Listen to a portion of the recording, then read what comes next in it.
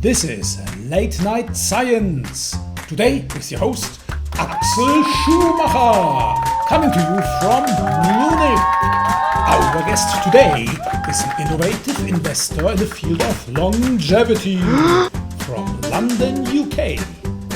He is the founder at Deep Knowledge Ventures and its subsidiary, Aging Analytics Agency. He offered a $1 million prize for the first person to reach the age of 123. His current project is a longevity industry investment fund and his new book, Biomarkers of Human Longevity. Dmitry Kaminskiy.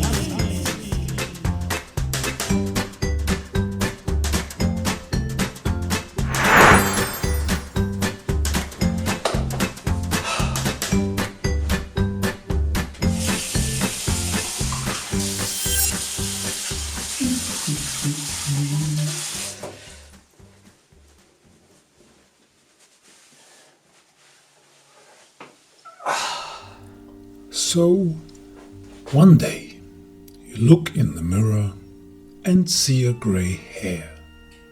Then you notice fine lines appear on your face. Yup, you are getting old.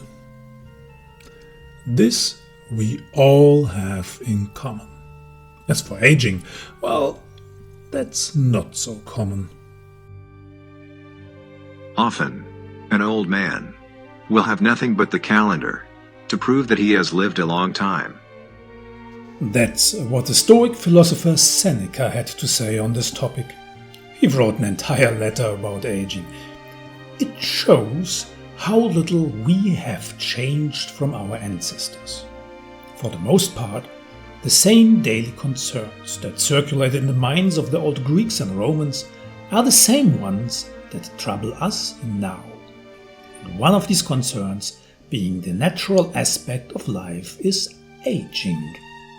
Obviously, aging is a natural part of life, so by accepting it, it can change your perspective from viewing aging as negative to view it as positive. Maybe we expect too much from life. We could strive to wanting nothing instead.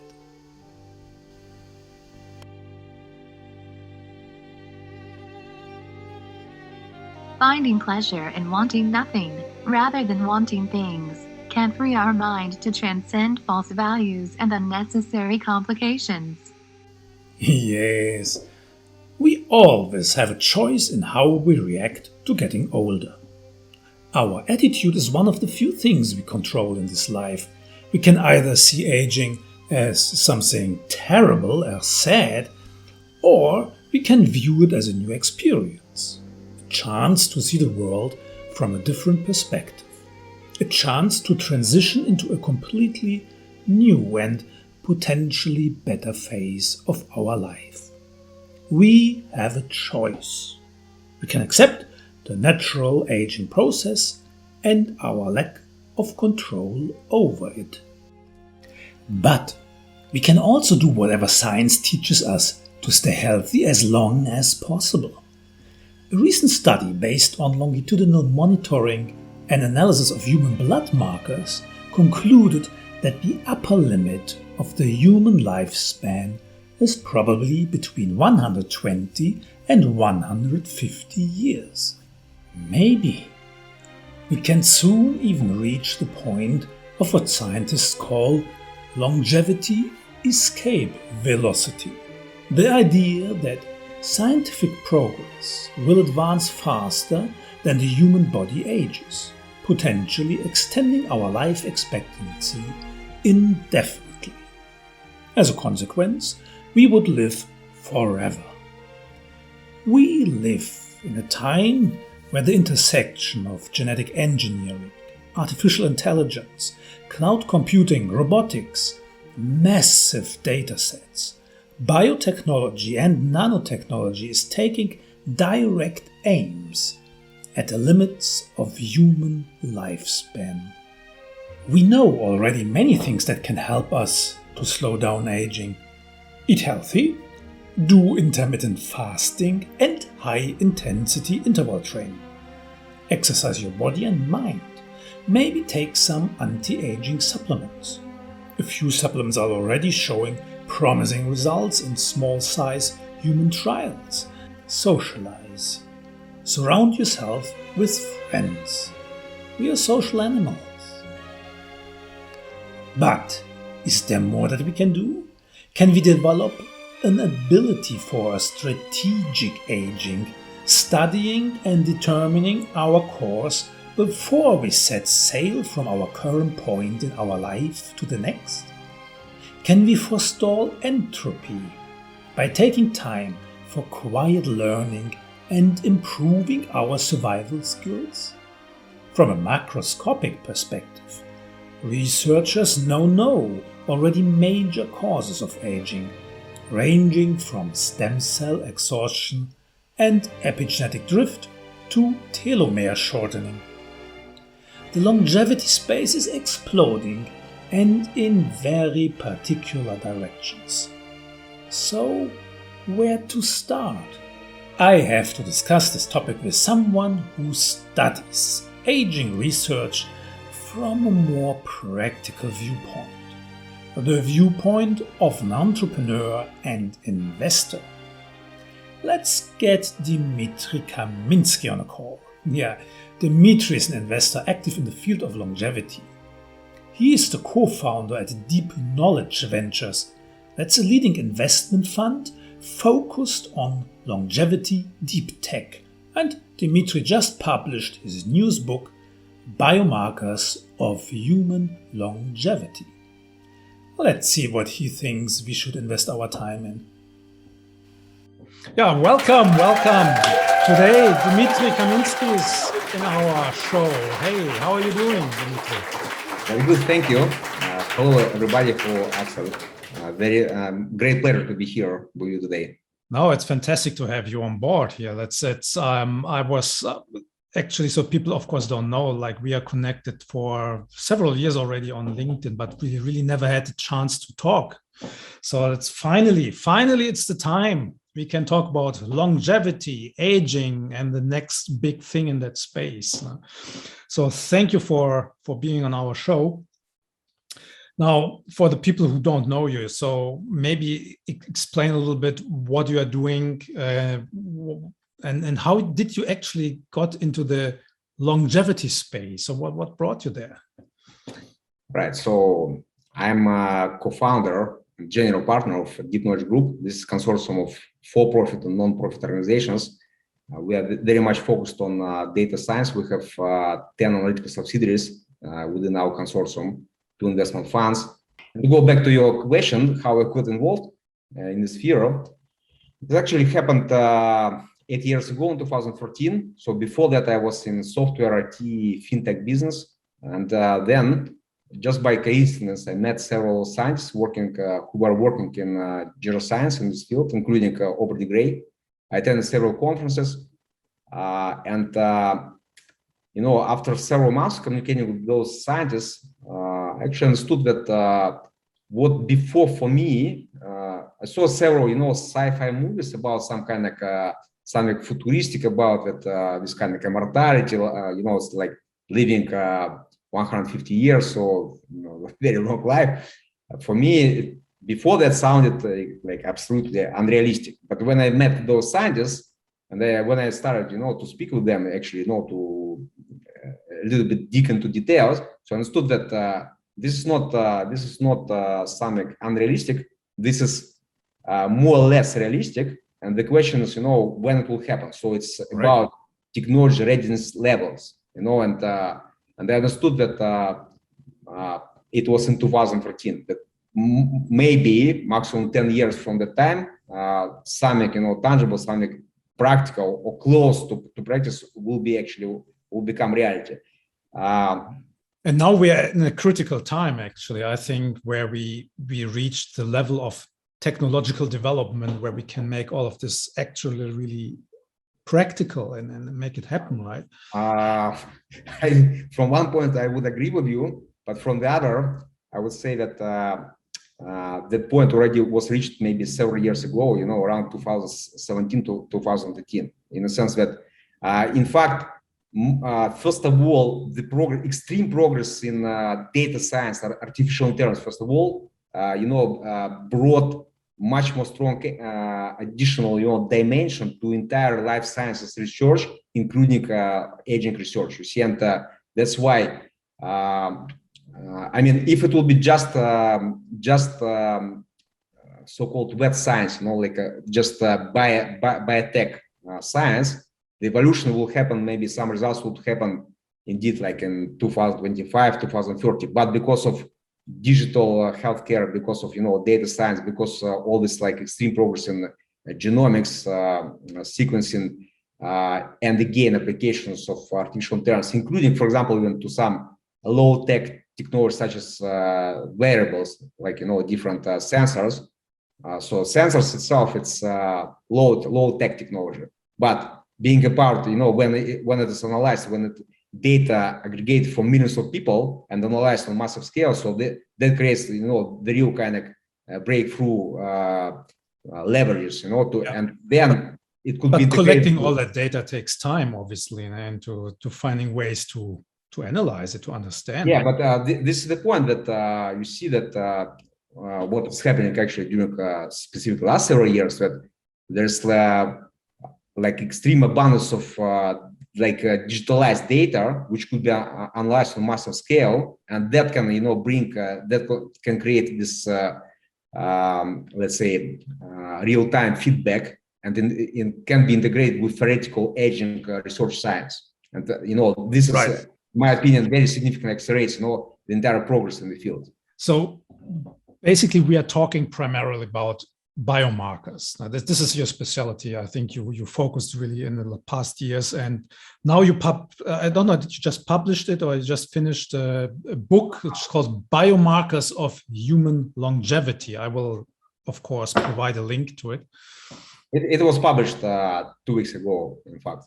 Yeah, wonderful. So it's now already on Amazon, and it's also on our website, longevity-book.com. In fact, there are several other books, including Longevity Industry 1.0, defining the biggest and most complex industry in human history. That book was published 1 year ago. This book is my second book. And then in the next several months, I'm going to publish. It's already like prepared, but now, we are making some design, some kind of finalizing of layout. So it will be longevity politics, and why there will be no politics, but there will be technocracy being applied, to national well-being of citizens, and why longevity will become the core major agenda for any kind of reasonable, let's say, technocracy-driven government measures. Yeah, that's the other side. I mean, we have technological developments, but longevity. So if we change dramatically how we age, yeah, of course, it has ethical, political consequences. So we have also to deal with. We can dive into that a little bit. But you said, I quote you here. So biomarkers will be the force spearheading an industry that dwarfs all of biotech. This is what you actually wrote in your book. So do you really see this? Obviously, it's already a multi-billion-dollar business area, but it will grow probably. How big will it grow? Where will it go? By our assessment, the current size of longevity industry on global scale is $33 trillion. It's quite a lot of money. Yeah. It's approximate estimation, because it's close to impossible to create like standards, for assessment. But I'm providing you several inputs just for your understanding. What could be named like actual, in particular, longevity science and technology and biomedicine. This is something between 1 to 2 trillion of euros. Age tech. This is all services, technologies which are focused on people who are in retirement. So-called. It's not silver economy, but specific services focused on elderly people. Mostly, it's like considered like modern IT-driven, digital-driven, maybe even AI-driven, some technologies adjusted to elderly people, mostly who are on retirement. So this is another by different assessments, like maybe 1.5 trillion currently, and it's growing quite steadily, And there are, by the way, there are already now more than 1 billion people in retirement. So we consider that those people, they're actually citizens of 7 continents. And by the way, the wealthiest continent, because it's, there's some tendency that elderly people, they're actually in possession of bigger wealth. Now, financial industry, longevity financial industry, it is not our assessment, but we agree it is assessment of Merrill Lynch, Bank of America. It's 15 trillion per year, the size of that part, longevity financial industry or silver economy. And then, plus to that, you need to add national healthcare budgets, which is tremendous. And the entire national healthcare and social care budgets, because the problem of aging population is not only about healthcare, it's a lot of other issues, a lot of other negative consequences.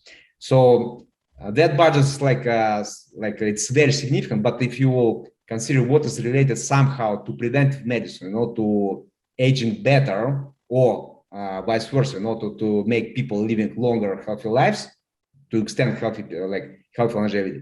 So we are considering that it might be something around 10 trillion. So in total, this creates 33 trillions.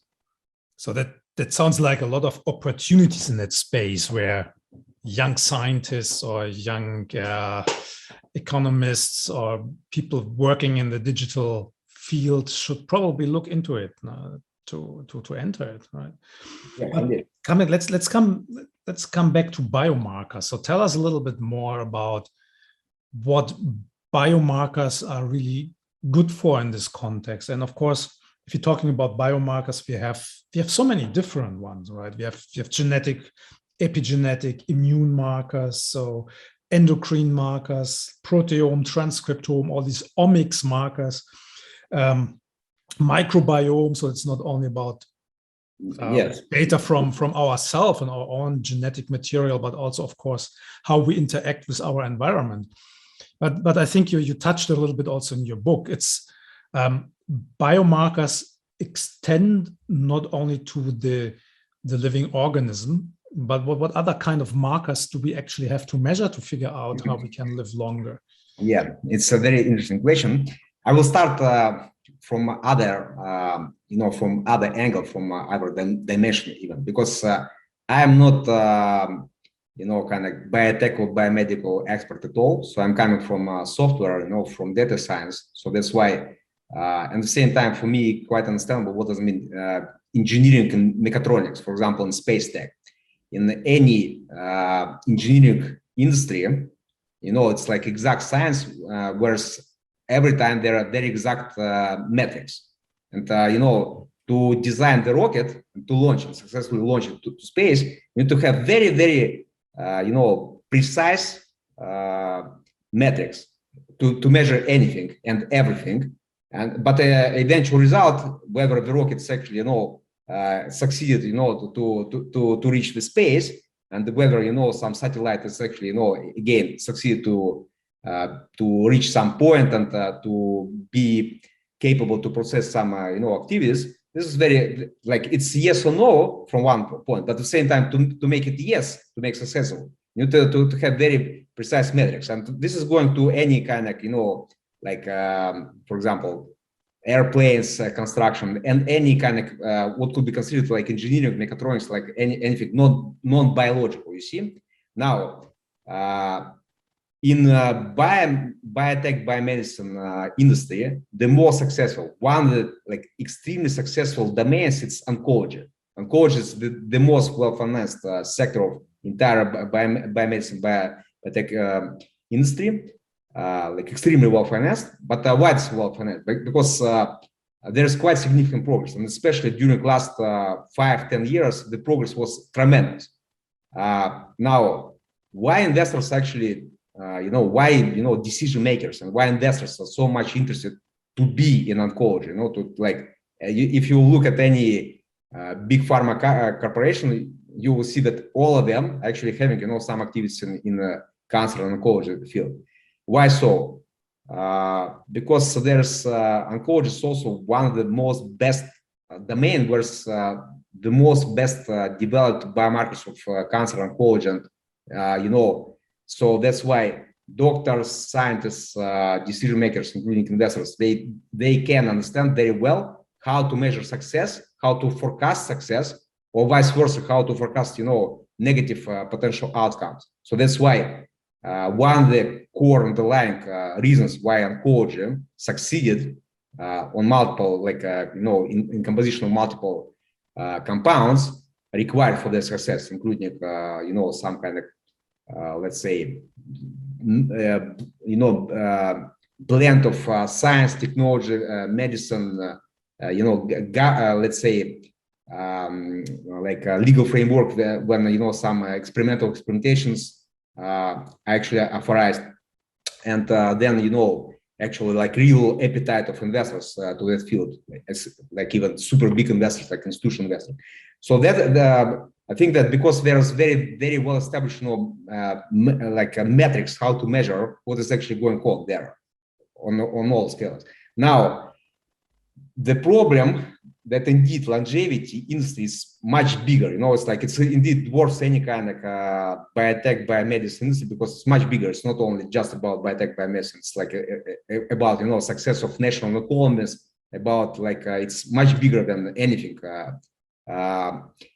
Now, but unfortunately, in longevity, especially in longevity research and aging research, the topic about biomarkers of aging and longevity started to become, I would say, trendy, like a topic for discussion, longevity conference just 2-3 years ago. Now it's becoming a little bit at every conference in one or another way you will hear a little bit, at least something about biomarkers.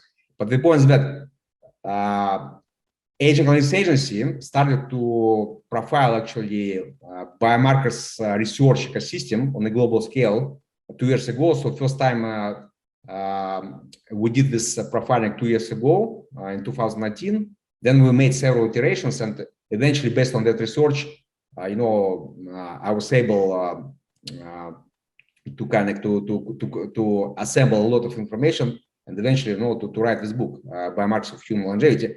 But this book, it's a little bit about science and medicine, about practical applications for actual life extension, even for myself in particular. So I'm disclosing some facts, in that book. Well, I guess we are all interested in living longer. Yeah, but at the same time,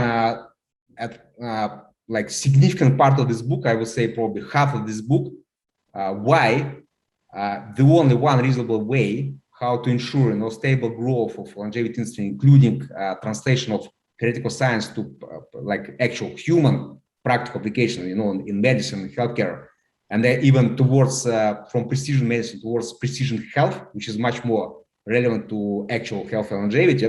So through this book, I'm actually delivering why biomarkers are actually crucial for any reasonable, rational decision making, whether it's about your personal decision, what to do and what not to do in terms of your lifestyle, what pills, drugs to take or not, different biosupplements take or not to take, because any kind of coaches or gurus of longevity, in a sense, who are promoting themselves in that way, without biomarkers, it's only their opinion.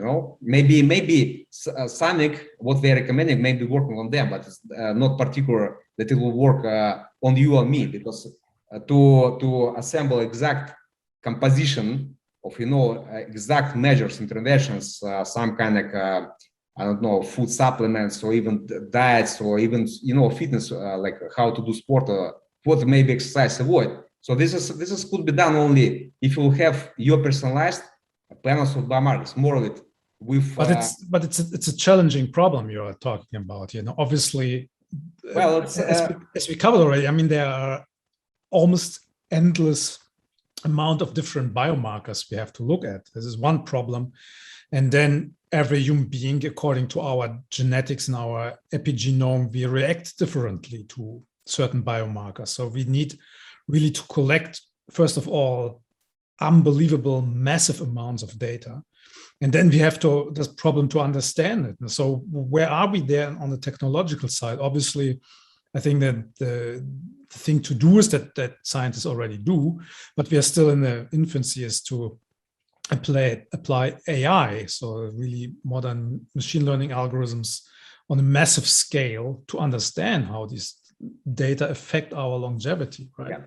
Axel, I will again agree with you and disagree, because I do agree with you that this is a big challenge, and I disagree that this is like a extremely difficult task, and I will provide you, some consideration in this matter. But I would like to go back a little bit for half a minute about investment financial, considerations and implications, because in nowadays there are several tens of venture investment funds which are kind of claiming that they are longevity venture funds, and I don't know how they're actually making decisions and what is rational behind that, because as you said, there is no yet consensus for industry standard for biomarkers, and without biomarkers to make any financial decisions, it's like similar to play, just in casino, because if you are betting on outcomes from mice, like if some even genius scientists really extended life of mice, in oncology, indeed, specific drugs which are capable to treat cancer in mice with some probability, actually just 8%, because there's statistics that 92% of clinical trials successful in mice, then they fails in humans. So 8% indeed. It's good playing, casino roulette when you have 9% probability to win. So you can, a little bit forecast. In longevity, there's no one actual fact that some which extended life of mice without concerns were capable to extend life of humans. There are several drugs which are kind of, let's say, were kind of in small sets of clinical trials, including metformin, some kind of, other drugs. I'm actually, in my book, I'm providing approximately 12 very famous cases, and because any of the drug, most likely it will indeed will provide positive effects for healthy younger individuals, but for any elderly people, with some already pathologies, with some conditions, with some little bit disintegrated immune system, even if it will provide some positive effects on some specific, biomolecular kind of, let's say, side of the body, there will be side effects on some tissues, maybe kidneys, maybe liver, and so on and so forth. So that's why. But that means that we should probably also not expect too much of these drugs. I mean, you mentioned already metformin. I'm at all skeptical about that drugs, chiropractors will be, they're very famous now, but I am very much skeptical that we should expect like actual practical results in foreseeable future. In fact, in 2014, I provided sponsorship for project chiropractors.org. So that was the first open source database with all known chiropractors. And, it's already 7 years since the time. I was taking some chiropractors like previous years, but now I switched, to other techniques which are really providing actual, real-time effect on my body, and I'm feeling it very strongly. At the same time, I also measuring it with biomarkers, with a panel of biomarkers which is designed for me. And my point is that to go back to chiropractors will work, but it will be not just single chiropractors. It will be cocktails with macro dosages, maybe with 100 or maybe 200 compounds, microdose, subtherapeutic microdosage.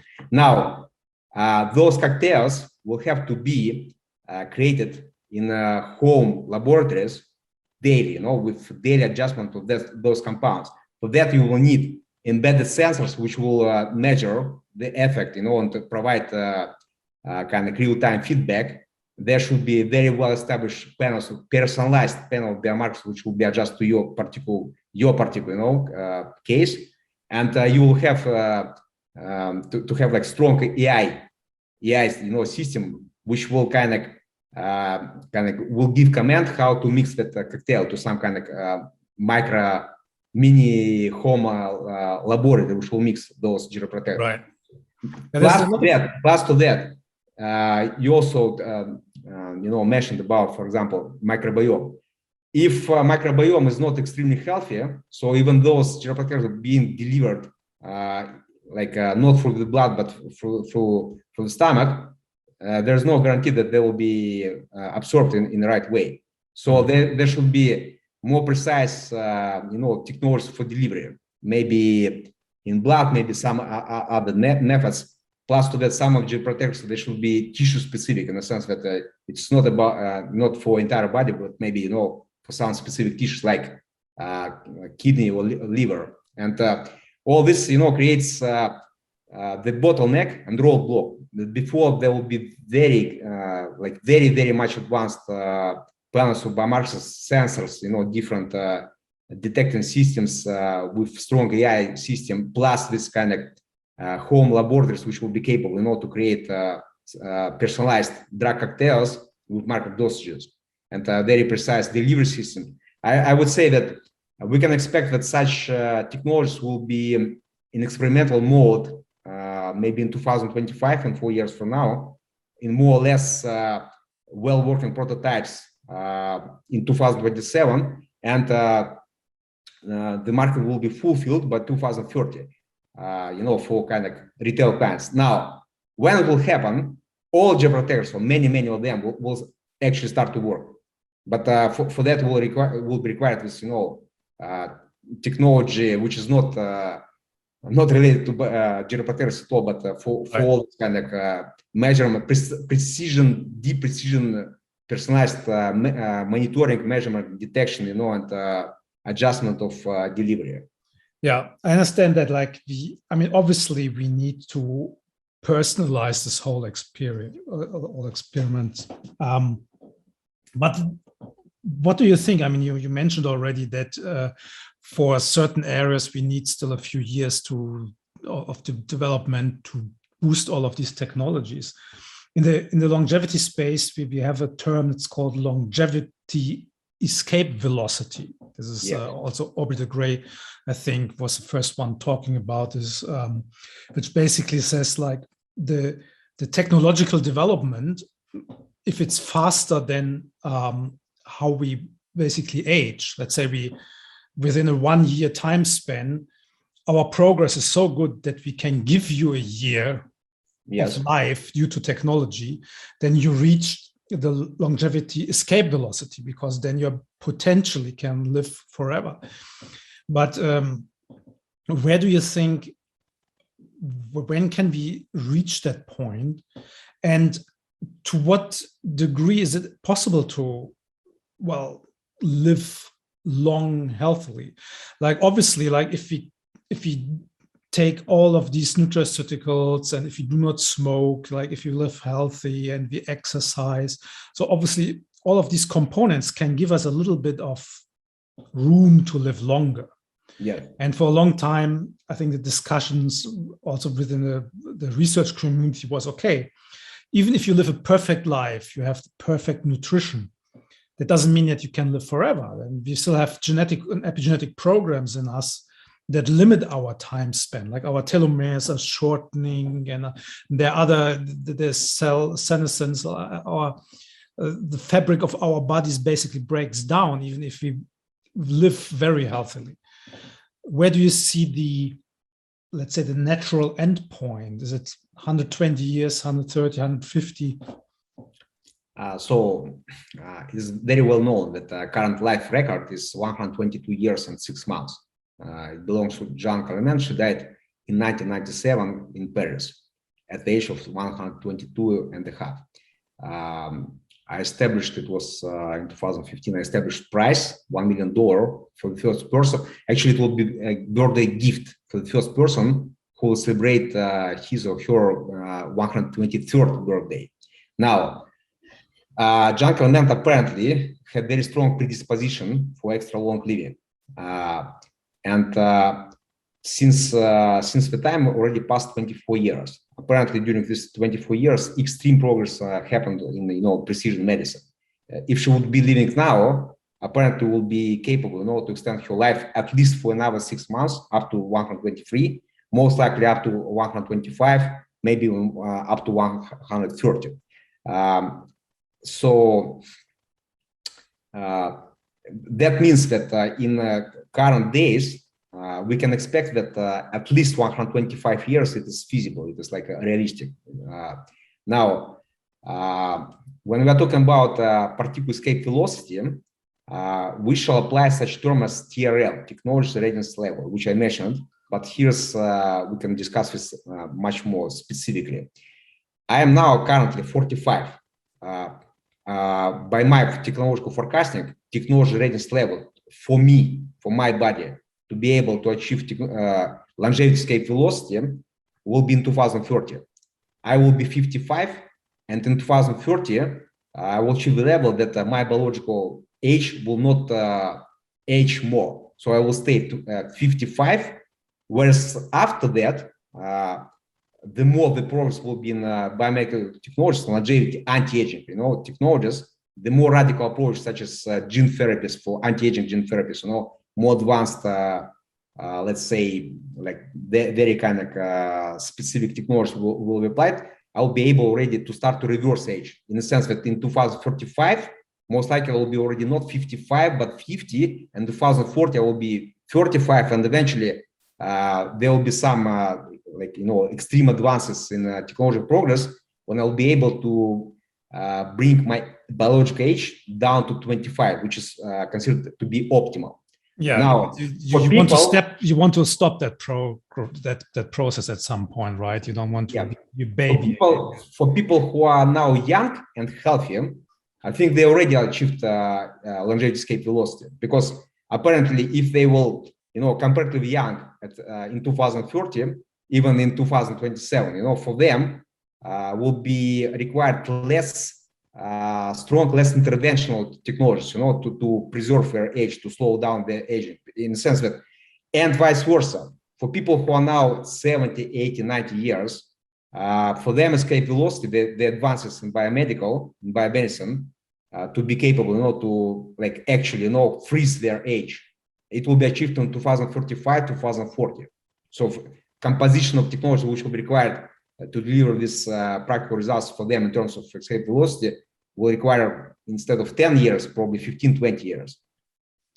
So what I think I had this experience in my research career, and when I was studying Alzheimer's disease and other diseases of the brain, a lot of researchers say, hey, so wait a minute, this is all good to talk about this longevity research, but if you really put it into practice, this is really a good thing to do. Shouldn't we not meddle with the normal aging process? So obviously it's an ethical question, right? So do you encounter it often also in the investor space, or is everyone really on board and saying, yeah, we have to push this and everyone needs to be able to live longer? Whenever we are talking about anti-aging, life extension, always there will be some implications and some considerations, some concerns about what is ethical, what is unethical. First of all, death is completely unethical. It's I don't have. I mean, it's very hard, to oppose this. Yeah, but people will argue that death is a natural process, so we all die at some point. Yeah, 100 years ago, when there was no artificial intelligence, when there was no genomics, when there were no precise micro robots or even nanotechnology, indeed that was a natural process. When I entered the field in 2013, if I would speak that the average life expectancy will be 100 years, I would be considered as fringe. If I would say that many people will live as Jean-Claude meant, 123 years, I would be considered as completely, lunatic, to say the least. Just 7 years, 8 years passed. Many now very well established businessmen, like very significant, very conservative investors, they're quite naturally talking, we are expecting to live 120 years. Some of them are talking that we are expecting to live 150 years, even 200 years. And they are not currently by society considered as something fringe or unusual. So this is how perception of general public and media changed. And more of it, if you will ask me, Dmitry, so what are your expectations? Like, will people will live on average 120 years? Imagine that I will answer you, Axel, now. No, I think that it's like too much optimistic, like 100 years. You will consider that it's like, like a little bit too much skeptical, not too much pessimistic. Yeah, that will be considered as something fringe, because that will mean that I am not aware about any progress in biomedicine, and artificial intelligence and data science and aging research and longevity medicine. That will mean that I am not, up to date with the progress. So I think we would agree there, like, but I think what people are afraid of is like that we really make this reality. And if people can really not only live to 125 or 150, but live potentially forever, of course, we are faced with a lot of, ethical problems that we have to solve. Obviously, population cannot grow forever. This is impossible.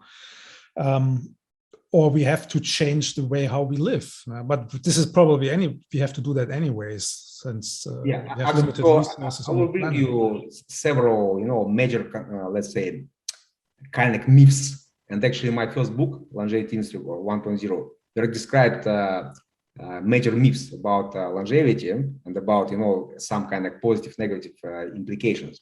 So number one, that there will be overpopulation, and we all will die from hunger. So this is a complete myth, because with modern technologies for constructions, like to construct skyscrapers, like very efficient buildings, there is no limit on planet of Earth how many billions of people can live here. So I think that 25 billions on Earth is quite good, quantity. Now, when we'll achieve that size of human population on Earth, apparently we'll achieve extreme progress in space exploration. So we'll be, already living on Moon, Mars, and even if there will be some deficit of space on Earth, so there will be always, opportunity to move to other planets.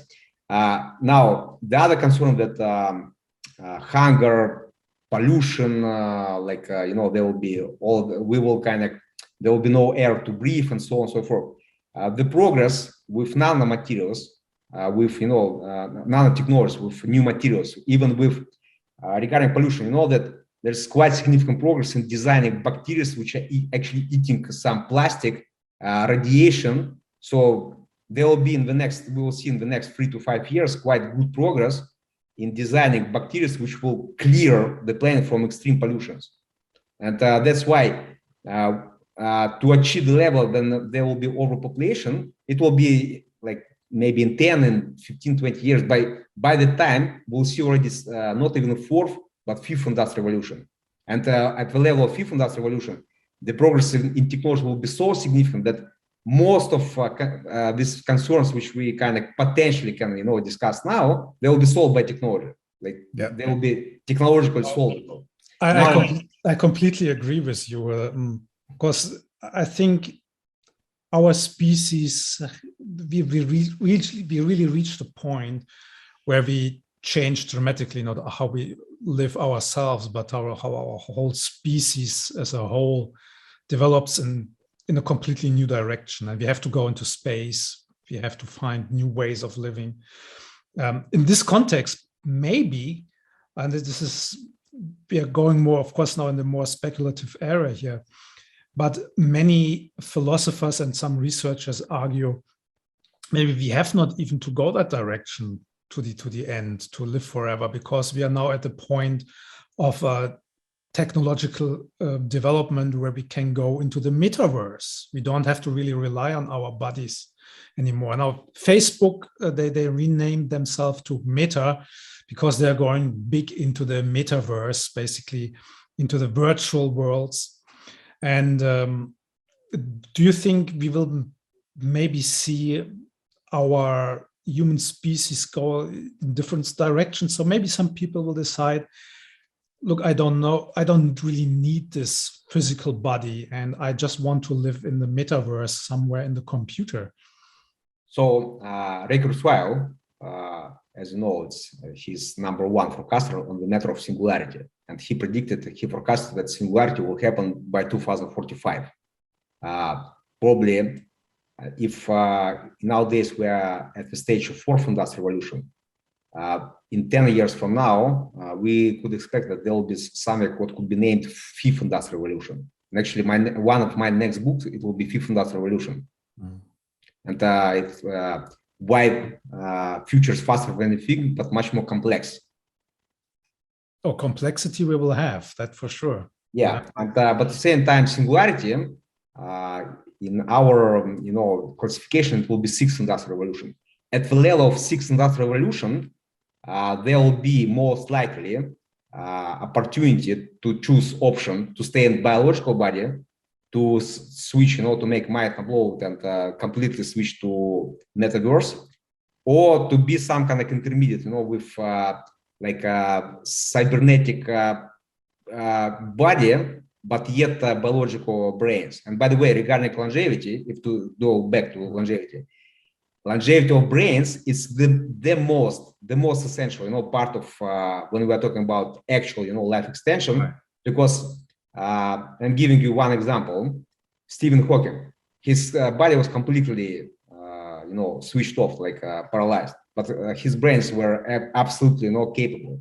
And that means that it do not make sense to extend life of body if your brain is not not healthy, don't have, like, for example, if person is suffering from Alzheimer's. So that means that when we are talking about practical applications, the major priority should be about health for brains for, narrow technologies. However, when singularity will be achieved, and if the mind upload will be possible, even with unhealthy brains, people will be able, to transfer their personality to like virtual world. On the other hand, I think that by the time, people will have this opportunity to choose what they want. Standard biological body, maybe even without any, precision medicine applications, maybe biological body, but very advanced precision medicine, anti-aging, longevity medicine, maybe some symbiosis like cybernetic body. We are already half there with the symbiosis. I mean, I guess half of the population probably cannot live without their mobile phone anymore, right? So. By the way, but my point is that there will be a lot of other issues between now and then, and instead of in just as philosophical discussion, it's good to discuss what will be in 20, 30, 50, 100 years from now, because, for example, if you to consider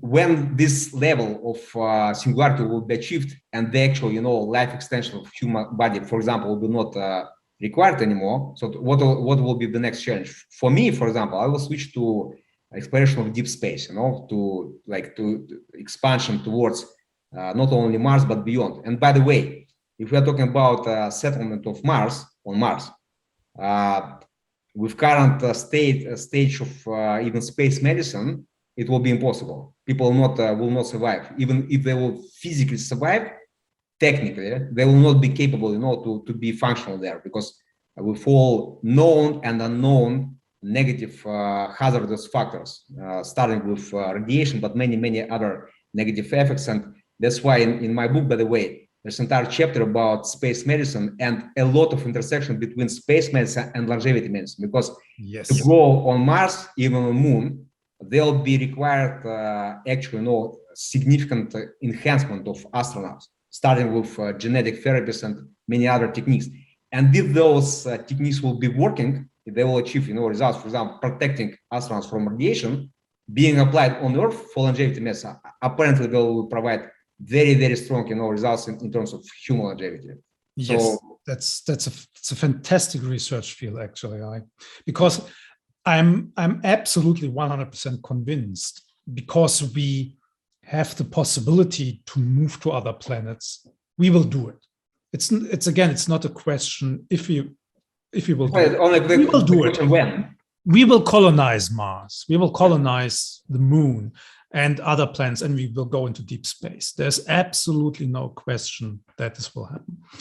So we have to find ways to do it the right way from the beginning. And then, as you said, like, I think, so going maybe into the hybrid mode, getting rid of some parts of our body may not be the worst part. I mean, we are already there. We can almost exchange any part of our body beside the brain, of course. And even there, at some point, we may reach that point. But again, like there, we have also, of course, critics in that space, especially coming from philosophy and from neuroscience. And many of these people claim, look, if you're living forever, so they say you may lose your drive for life because your life is not threatened. You become, how to say this, that people do not see a reason really in their life, that life becomes meaningless if you live forever. What do you think about that? Before I entered longevity space, I was quite successful, businessman. I was doing some business, generating quite good profit. The more I was generating the profit, the less I was having sense of life, purpose, what for I'm living, just to generate that profit and, to have luxury life and, spend a lot of money. But what is beyond that? What is like, after that? And for me, it was a big challenge, by the time, like 7 years ago, when I entered this field, and especially even when I understood that I actually already in possession of some practically working technology, because, under umbrella of Aging Conditions Agency, several years ago, we assembled a proprietary team, approximately 25 experts, doctors, some kind of scientists, some of them PhD level and like quite kind of special people. So practical longevity, it's the group which is working to analyze, aggregate, assemble technologies, specific protocols, how to extend my personal life. Mm-hmm. And when this combination that we are having a lot of analytics through Aging Conditions Agency, through neurotech analytics, through femtech analytics, deep pharma analytics, this is our life science focused analytical subsidiaries. The more data I'm having, the better investment strategies, the better business models we can create on one hand. On the other hand, when I actually let's say understood that I am in possession of some technology which could be applied for me personally. In fact, first of all, I'm applying, by the way, some machines, hardware, and protocols which are specifically designed to prepare astronauts before the flight into the space. So I'm using it's on the Earth. Also, such machines protocols are used by some of Olympic champions, like sport champions, and alpinists who are preparing to go, to, for example, Everest. Some of them actually using these machines are so much prepared that can go there without breathing masks. And my point is that these machines, they can prepare human body to be in extreme hazardous environments, but in normal environments, they actually rejuvenate your body, first of all, because they are capable to rejuvenate mitochondria. Mitochondria, dysfunction mitochondria, degradation mitochondria, is the major underlying cause of biological aging. But where I'm leading for this, when I got into the longevity space, when I acquired this technology to actually extend, enhance my immune system, my kind of health, and then really kind of extend my health longevity, I lost at all any kind of concerns or any questions what for I'm living, what I will do next day, next month, next year. I don't think, when I will achieve this escape velocity, longevity escape velocity, I think the challenges what to do next, like space exploration, kind of to settle like colonies on Mars, Moon, and beyond that, and maybe there will be a lot of other issues already on the Earth. So I'm quite sure that the more humanity will evolve, progress, forward, the more there will be more and more interesting challenges. In the sense that the life will become more and more interesting. Yeah, but I completely agree. Like I never bought this argument that like if you can live forever, then life becomes meaningless, because the universe has literally endless options for us, for exploration, to find out new things, to learn, to do art, to produce new things. There's so many exciting opportunities. How can this be ever getting boring? That's I don't understand it. But it's probably I think what is important for people, not only if you live forever, but in general in life, is that you have the ability to challenge yourself. You need to find boundaries and then just go over these boundaries and do this all your life, because this is what keeps us really alive. But that is what gives us purpose, right? And it's the same, of course. Why should it go away if you live forever? If you always have new challenges, there's the next challenge and something new, exciting stuff waiting around the next corner, right? I think, in fact, despite opinions of some philosophers, when I'm judging this from my personal point of view, when I was planning for myself to live up to 90 years, my challenges. They were kind of quite primitive, considering, comparing with what challenges I'm putting in front of me now. And I'm quite sure, that in the next, let's say, 10 years, the more I will be adjusted psychologically that I'm going to live longer and longer, most likely that I will be, bold enough to put more and more extreme challenges in front of myself. So that means that there will be self-evolving, self-inducing, kind of spiral of kind of like self-evolution. I'm quite sure that for most people it will be like quite the same. But if they, on the other hand, if I think there will be natural democracy, in the sense that if some of the people, by their opinion, that for them it's not reasonable to live longer, I think they will have that opportunity, also option. The same as it is now, that some of the people also, kind of choosing to commit suicide for other reasons not related to life extension at all. Vice versa. Maybe if they would have understanding that theoretically they can get those technologies, maybe they will reconsider. Maybe they would, choose to live longer. That's why it is important to have a life philosophy. You need to have a purpose in life. Then you probably would never ask the question, right, to end your life. But that's another topic, I guess. Let's go back a little bit to the longevity industry itself and the research. So imagine, like, if you would be a young researcher or someone just starting out, coming out of school, in what field would you go, or what would you recommend young people to go to? Is it space tech? Is it precision medicine? Or is it in general biomarkers, or what area, or AI? It will be AI, but getting some basic, let's say, like core education in artificial intelligence and data science, then there should be some practical application. And probably it will depend on particular choices or preference of particular individuals. But I would say, if I would be in that position, so I will start with AI and then something between longevity medicine and space medicine. That's interesting. And from the investor side, so where should I invest my money in? You mean today? Today, let's say you have longevity fintech technologies, but adjusted towards longevity, because there was fintech revolution, there was a boom in fintech. Now there's kind of, I would say, stagnation, because I don't see that fintech industry is actually progressing so significantly during last several years.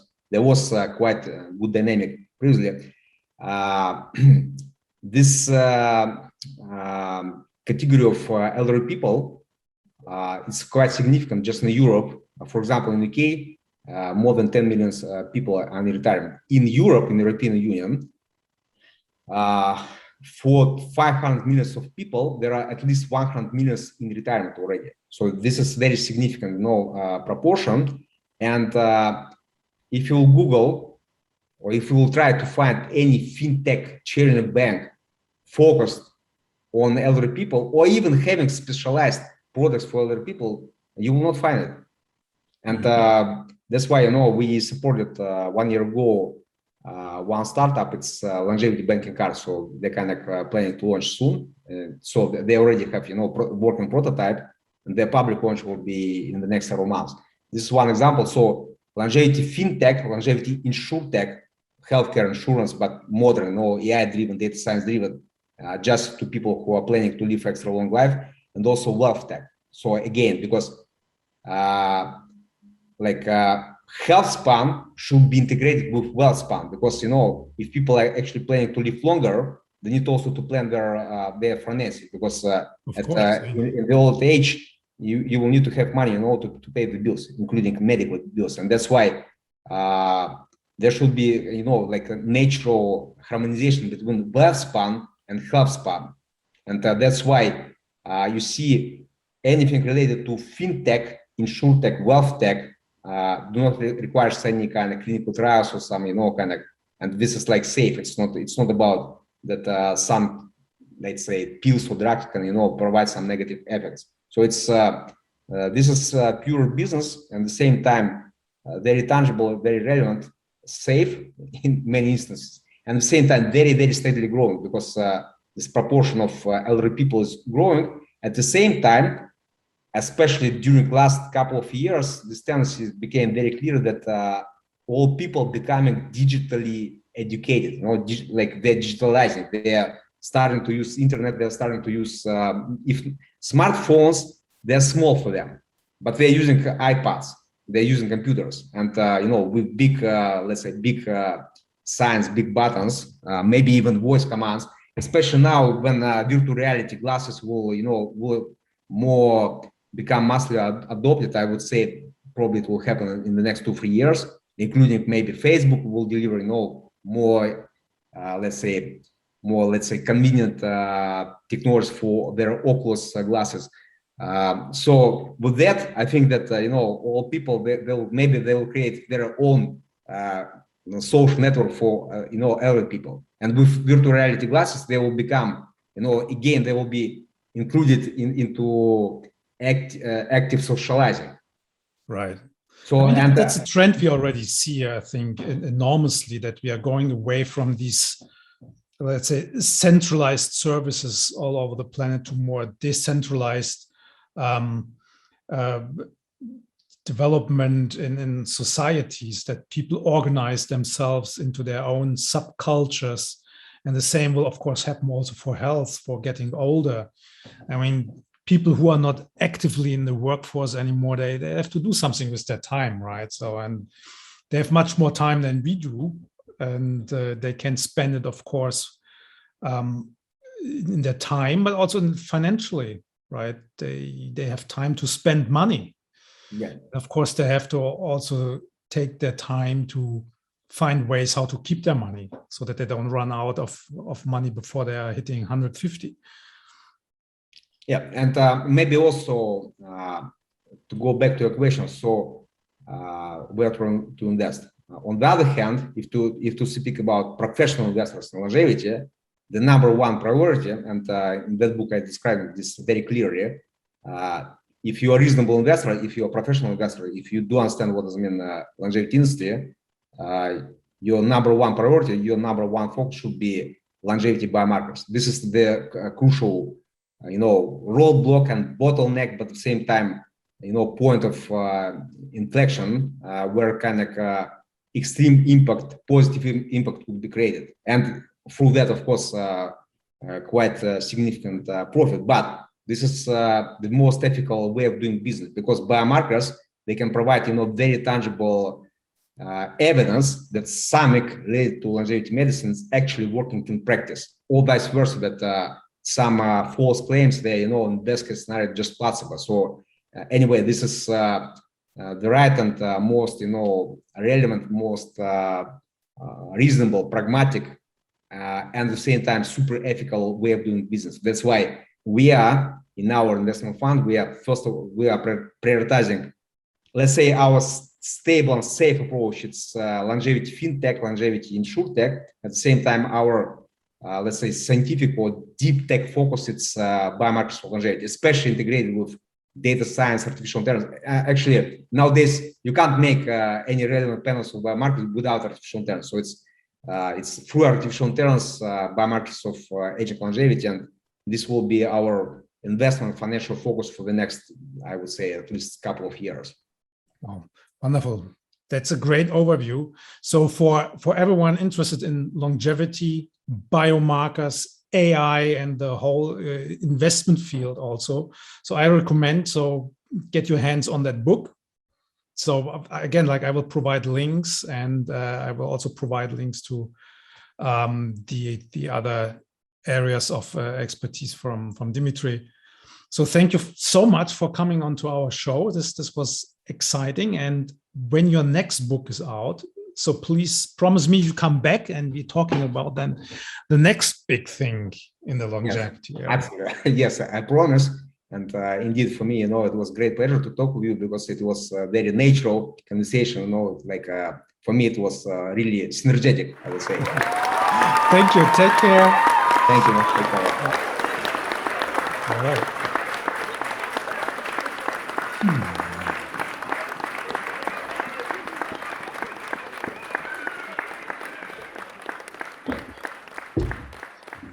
Oh, hey, you are still here. Come on, the show is over. It's very late. Huh? If you look at your watch, it's time to sleep. Because for good, healthy living, for getting really old, you need a good night's sleep, at least 7 to 8 hours. That's what I will do now. So switch off your computer or your phone and go to sleep. Have a good night. Oh, and before you go, please like, subscribe, and put on the bell notification so that you get all these new updates from the show. See you.